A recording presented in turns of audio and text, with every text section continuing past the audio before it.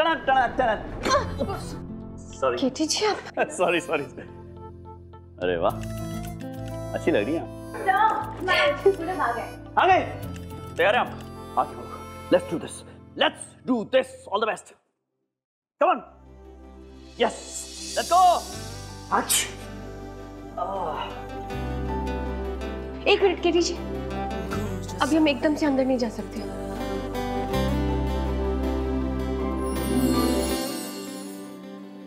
नमस्ते।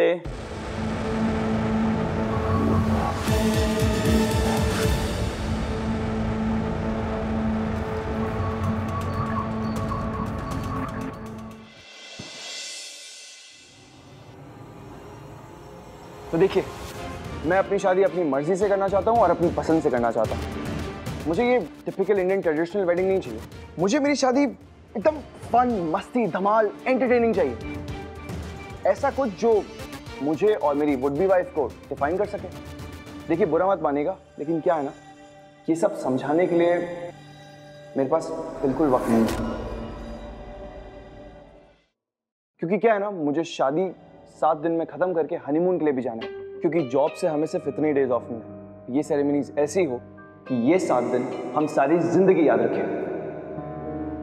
और हाँ, ना तो घिसा पिटा बैंड बाजा चाहिए, ना रिश्तेदार, और ना ही ये बोरिंग सी रस्म। कुछ हटकर होना चाहिए। आप समझ रहे हैं ना मैं क्या कह रहा हूँ? जी हाँ।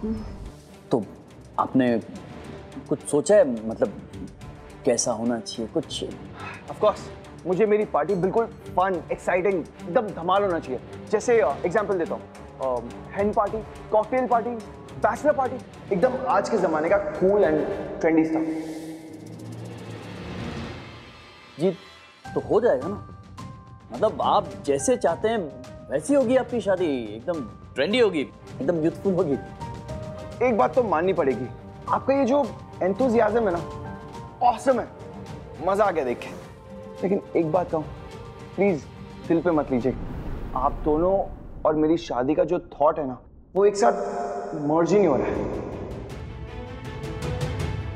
और मुझे नहीं लगता कि आप लोग ये कर पाएंगे।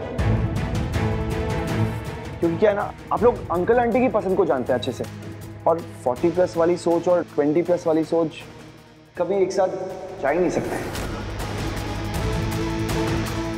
इसमें आप लोगों की कोई गलती नहीं है, सारा फॉल्ट मेरा ही है कि मैं आप लोगों के पास आया ये सोच के कि आप लोग मेरी मदद कर पाएंगे। I am really sorry.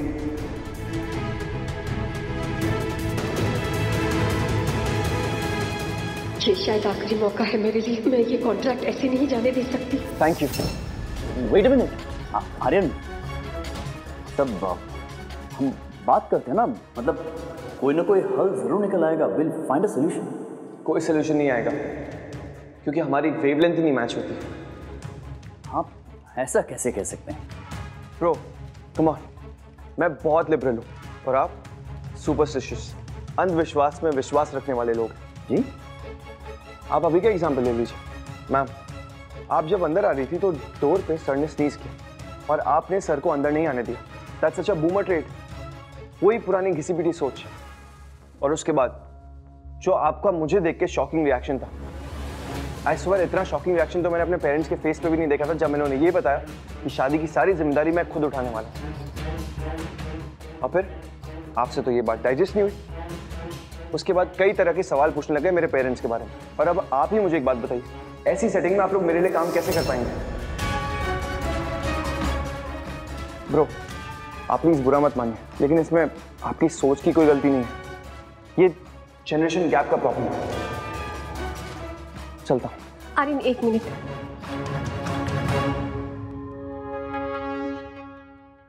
मेरी बातों को दिल से मत लगाइएगा, लेकिन जजमेंटल हम नहीं, आप हो रहे हैं।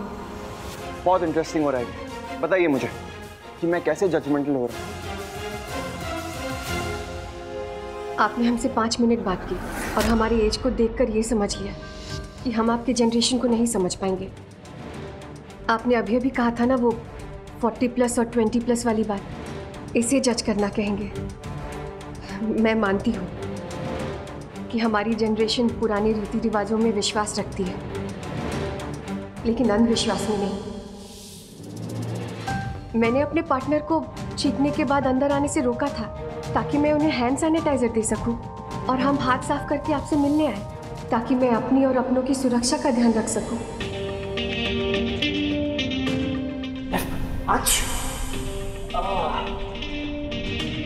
एक मिनट के दीजिए, अभी हम एकदम से अंदर नहीं जा सकते।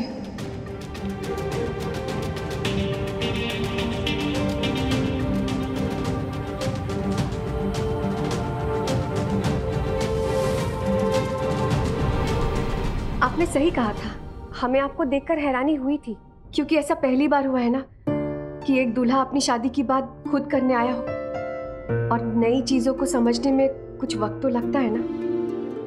लेकिन इसका मतलब ये नहीं कि हम ये नहीं मानते कि कोई अपनी पसंद से बिना अपने माँ बाप को शामिल किए हुए अपनी शादी की तैयारियां करे। आपने ये भी सही कहा था कि जरूरी नहीं है कि कोई अपनी शादी की तैयारी अपनी माँ बाप की ही पसंद से करे। और आपका अगला पॉइंट क्या था? कि हम ये समझ रहे थे कि ये मिनिस्टर है। हाँ, ये तो सच है। वो हमारी असिस्टेंट है ना शीना, उसे आपकी सरनेम को लेकर कुछ गलतफहमी हो गई थी, और ऐसा तो किसी के साथ भी हो सकता है ना। खैर छोड़िए आर्यन, शुरुआत हमारी अलग अलग पन्नों से हुई है, लेकिन किताब तो एक ही है ना, तो क्यों ना हम अगले पन्नों को साथ मिलकर भरें। हम तो कोरा कागज है, जैसे हमारे क्लाइंट की पसंद होगी हम ठीक वैसे ही रंग भर देंगे।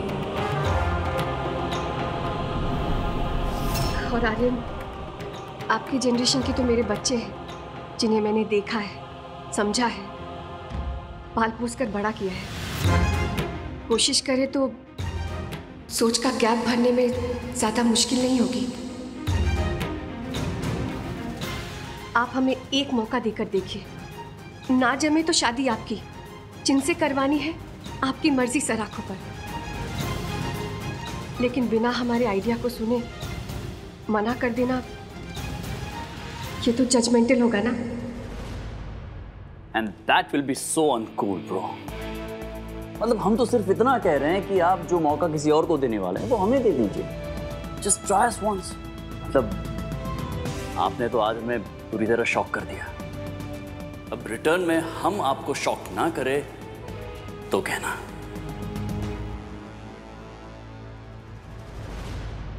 ओके कूल, दिया आपको ये मौका। कल की कॉकटेल पार्टी मेरे फ्रेंड्स के लिए होगी, और मेरे फ्रेंड्स को इतना मजा आना चाहिए कि वो आर्यन की पार्टी याद रखें। और अगर ये सक्सेसफुल रहा तो मैं मान जाऊंगा कि आप दोनों यूथ की नफ्स को पहचानते हैं और मेरी शादी का कॉन्ट्रैक्ट आपका। लेकिन अगर ये सक्सेसफुल नहीं हुआ तो आपको शादी के कॉन्ट्रैक्ट को टाटा बाय बाय कहना होगा। Deal?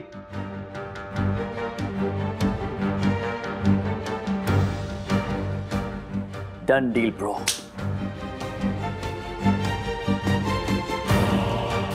We won't fail you. We'll do our best, Aryan. Thanks. See you. Bye. ये शादी ही मेरे लिए आखिरी मौका है तरुण की नजरों में अपनी जगह बनाने का, उसे अपनी मां की काबिलियत दिखाने का। मैं केटी जी के साथ को, कुसुम के मुझ पे भरोसे को और जूही के दिए प्यार को बर्बाद नहीं जाने दूंगी। मैं ये शादी मुबारक का पहला कॉन्ट्रैक्ट लेके तरुण की शर्त जीत कर रहूंगी।